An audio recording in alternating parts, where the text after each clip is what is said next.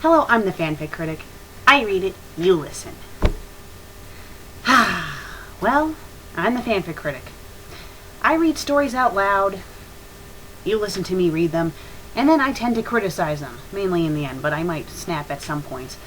And seeing this is my pilot, I might as well start with a very interesting story. The story, you ask? It's called Mrs. Lovett's Lesson by Beebee Lovett. It's in English, obviously. It's a drama horror. It's a Sweeney Todd fanfiction, if I didn't already say that. And it's rated M, for mature. So, if you're not mature, don't watch this! Okay, let's start with the author's note. Well, darlings, I'm back! Yeah! If I Cannot Fly is still in progress, and I need a break from it. Writing smut is hard work, especially with little people around. No, not hobbits, fools. Children. So I'm pleased to announce that my second fanfic is bored. Those of you who read the first one will know that I adore your reviews, and I'll love you forever if you tell me what you think of what I've written.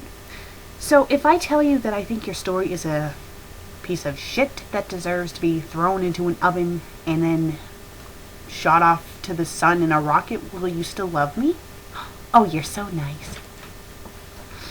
Big special love to anyone who reviewed before. Please review again. This story is for Grape Nut 01, to which my lovely fiancée, Helena Bonham Carter. It's Helena Bonham Carter. Helena, whatever. Our reviewers get an invite to the wedding. Yes, it's a real wedding. No, she isn't married to Tim Burton. He doesn't exist. Well, I suppose he's a publicity stunt or something. Yes, she does swing that way. Why kill the dream, people? Just review. The story. Oh my god, how much longer is this? Okay, you know what? This author's note is already taking up half the screen, so let's just get to the story, shall we? I think I read enough of the author's note anyway.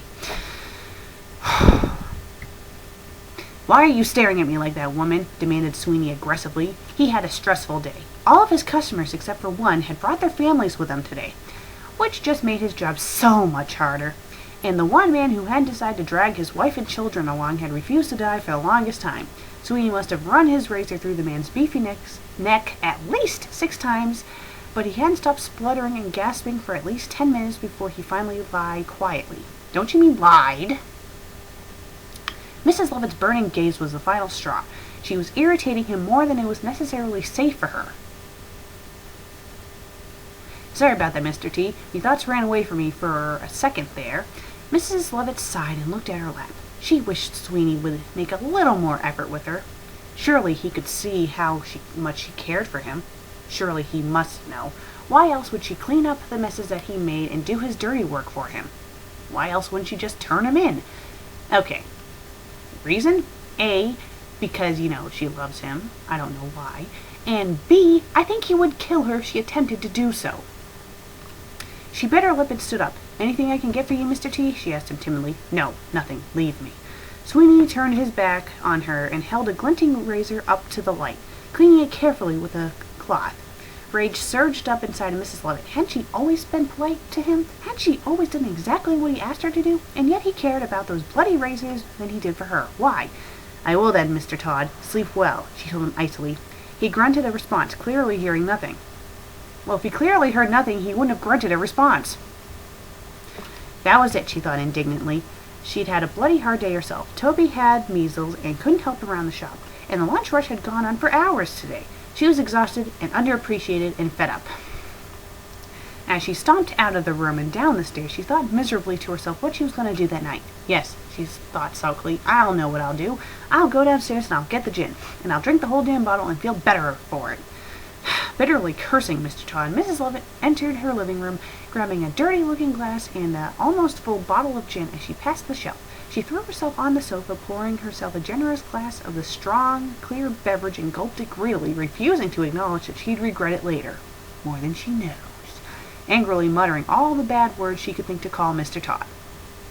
Ooh, ... that means time has passed. About an hour later, well, apparently not enough time, Mr. Todd was laying his razors down to rest when he heard a peculiar noise coming from downstairs. Damn that woman, he thought despairingly. What's she doing now? It was her making that noise, he was sure of it. She sounded as though she was wailing, except the wails were now and then interrupted by tiny, sorrowful noises, something along the lines of hic. He sighed impatiently and headed towards the door, thinking that he should probably go and remind her that Toby had the measles and it'd be best not to wake him or he'd have them all driven crazy for hours complaining about the itching. The sound was getting louder as he descended the stairs, and he rolled his eyes at the noise she was making. Was she crying? She sounded almost as though a wild animal was tearing her apart. He ran down the last few steps, curious as to what the hell was wrong with her, and brusquely strode through the pie shop. If she carries on screeching like that, she'll wake the boy, Sweeney thought angrily. He burst into her room. Well, that was polite. A sorrowful sight met his eyes. Mrs. Lovett was lying on her sofa with pools of eye makeup smudged underneath her lower eyelids and streaks of the black substance bleeding down her face. Her dress was crumpled and dirty, and she looked decidedly disheveled. Wait. Why was her dress crumpled and dirty? Do you explain that at all in here? On the floor lay an empty bottle of gin on its side. Did she spill the gin on herself? The last few dregs of the drink having trickled out of the bottle and over the wooden floor. Still nothing about why her dress is dirty, leaving a sticky stain. That'd explain it. No, it wouldn't! Well, we're gonna assume that's crumpled and dirty just so she could add words. Give it more meat. Lard. Mr. T, Mrs. Lovett said accusingly, wincing as she swung her legs onto the floor and eased herself into a sitting position. My God, Mrs. Lovett, what's wrong with you? Toby's sleeping in the next room and you're getting drunk on the gin and bellowing for all London to hear.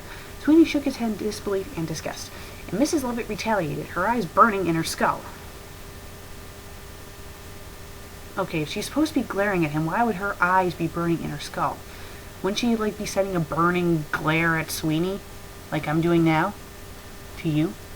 See, my eyes aren't burning. It's your eyes that are burning because I'm glaring at you.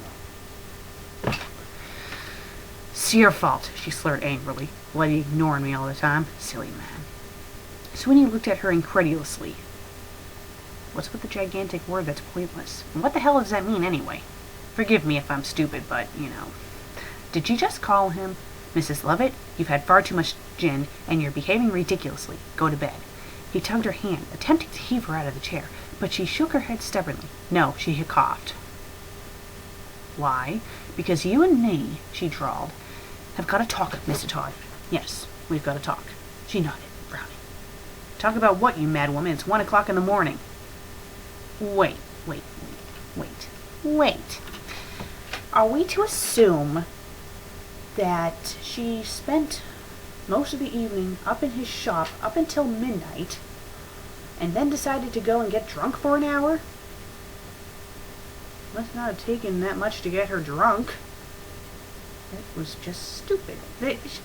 She should have had a few hours in between. Have it be like she goes downstairs and then a few hours later that's when Sweeney hears her bellowing. And then make it more dramatic, having a ton of bottles of gin on the floor instead of just the one. No? Ugh. About you, she stood up menacingly and hissed. I don't like the way you've been treating me, Miss Todd. I'm good for you, I am. I do everything for you, and you are always just rude. Mr. Todd's face changed rapidly from surprise to anger. Well, she is telling the truth. He is rude. Stupid woman, you're drunk. You don't know what you're saying. Do, she insisted. I'm better than your Lucy ever was. I treated you even nicer. She was useless, your wife. She couldn't do anything. She was weak.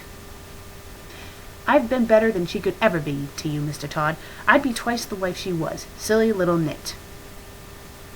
Bad idea. Mrs. Lovett finished her little speech dismissively. Sweeney's face was like thunder. So, was it a humongous sound wave, or was it just glowing? Ba-ba-ba-ba!